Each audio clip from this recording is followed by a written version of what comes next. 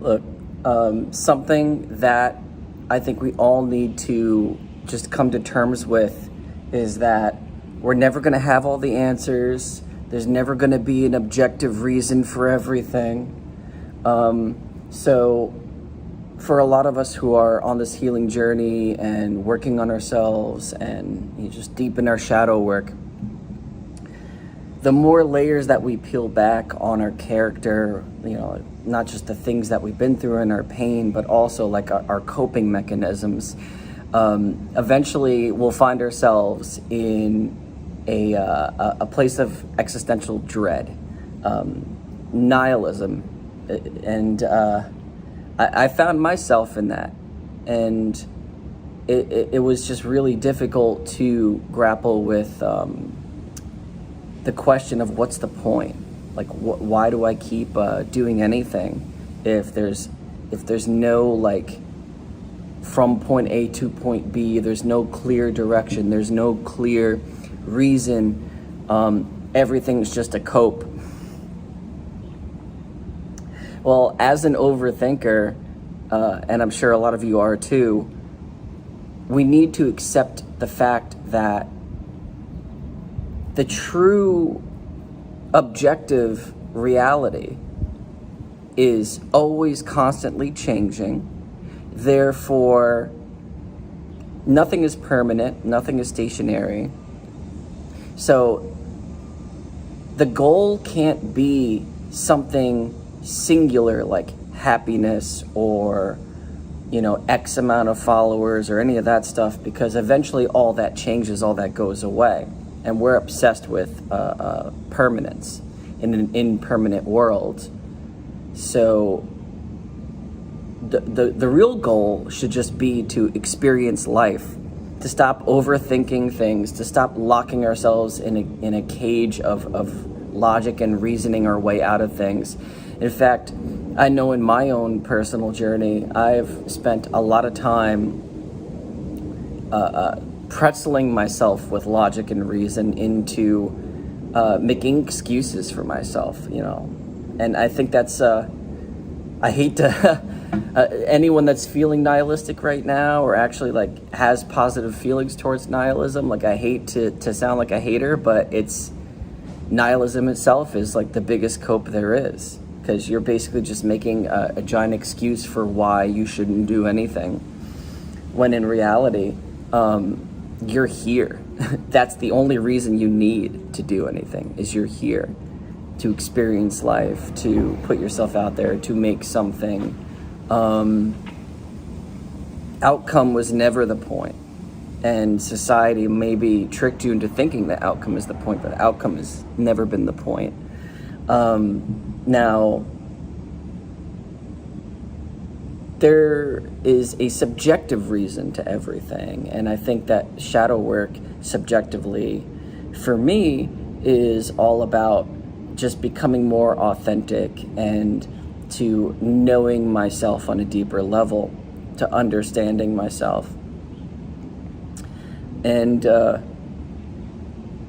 healing and becoming more whole, because the point of shadow work is to integrate the shadow, right?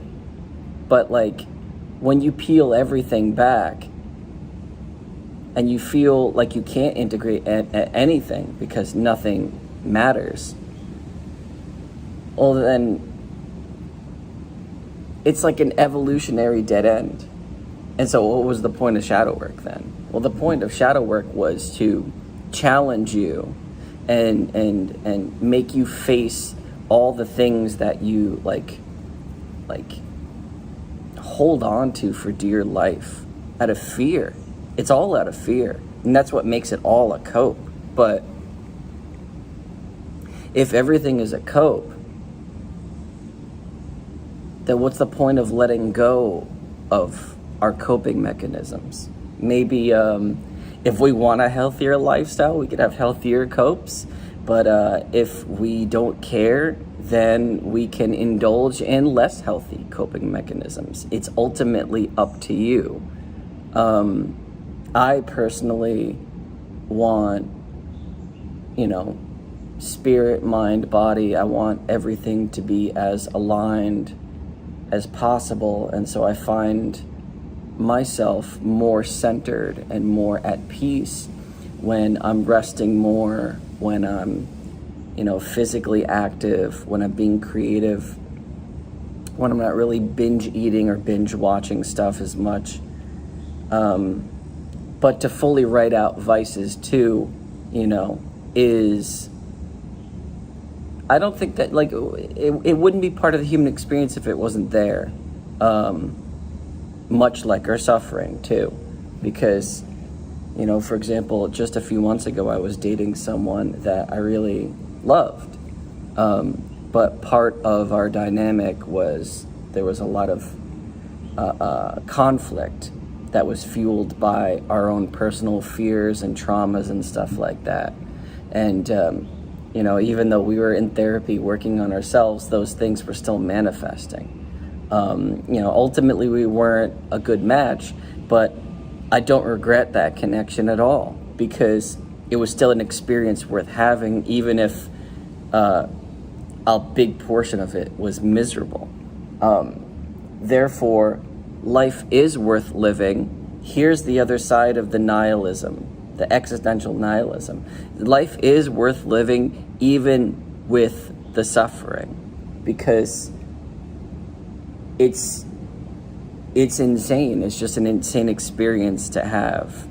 And the human experience might be the most insane out of all the experiences there are that we know of anyway. The way that we could communicate, make things like this, and connect with each other, and also have the ability to challenge ourselves and step outside of our comfort zones. And that's what shadow work really is. It's a big step out of our comfort zones to allow ourselves to feel the pain that we've been through if we haven't fully processed it, to accept that maybe we were the bad guy in certain scenarios, to then accept that there's no way to prevent from hurting people, that how people react to us is their responsibility and not ours. And so it's taking accountability for your actions, but not taking accountability for the actions of others. And therefore, learning to drop the fear of connection and putting yourself out there because you may be rejected or you may be judged poorly. That's going to happen anyway. So I guess a major point to this video is I'm just noticing that all of us have suffered. All of us are struggling. And the deeper that we get into healing work, the shakier the ground, the shakier our foundation gets. And there's nothing wrong with having like a spiritual foundation or something like that. But if you decide to push yourself further and even challenge your foundation itself, it just gets to a point where, okay, everything's a coping mechanism. So what? Choose your poison. And I don't consider coping mechanisms poison.